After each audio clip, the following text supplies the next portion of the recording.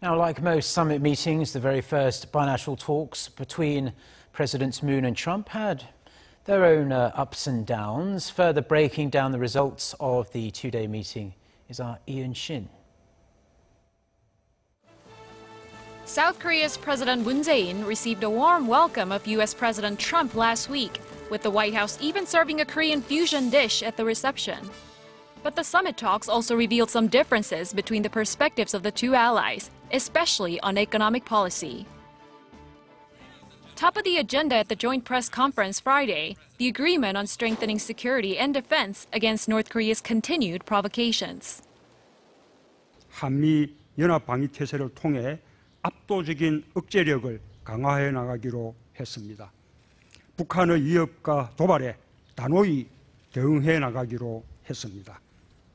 The era of strategic patience with the North Korean regime has failed, and frankly, that patience is over. And as expected by many, Trump followed the statement with comments on plans to share the cost of defense. The burden sharing issue is one of the top agenda of President Trump. He always said that not only for Korea but also for Japan and ally members in NATO. So there will be a negotiation soon. But it was the topic of economy that came to center stage at the joint conference. While Moon summed up their discussion, saying the two countries will work together for mutually beneficial relations through economic growth and job creation, Trump brought up the free trade agreement between two nations.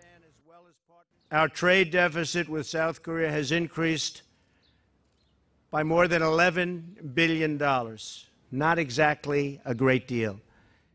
Blue House officials later said that particular remark from Trump on trade was not part of the previously discussed statement between him and Moon, stressing that nothing specific was negotiated regarding the free trade agreement, which came into force back in 2012.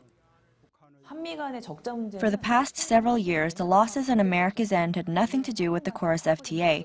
As far as tariffs are concerned, the U.S. actually benefits far more than South Korea. At this point, further analyzing what exactly the Trump administration wants through renegotiation of the accord is important. While future talks on trade practices remain somewhat unclear, Trump's demand that Seoul stop enabling the export of dumped steel might be a more immediate dilemma for South Korea. Korea gets steel from China for a relatively inexpensive cost, manufactures products, and sells those to other nations.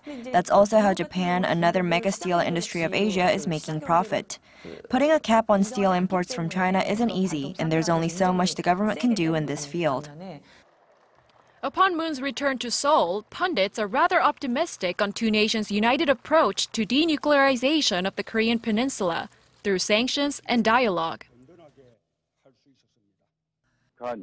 Pyongyang will likely criticize the approach, but in the long run, I think it's possible that the region may consider approaching the issue through dialogue. While the summit brought up many questions about the two countries' future economic relationship, experts say overall, the first meeting between the two leaders fulfilled its purpose. The Moon administration just started 2 months ago, so I think the top goal of this summit is personal entanglement with President Trump. With that regard, I think that the summit was successful. Building trust is one of the most important goals of these summits. However, with many more talks ahead, including a trilateral one between Seoul, Washington, and Tokyo later this week as part of the G20 summit, watchers add that compromise is also expected. Lee Unshin, Arirang News.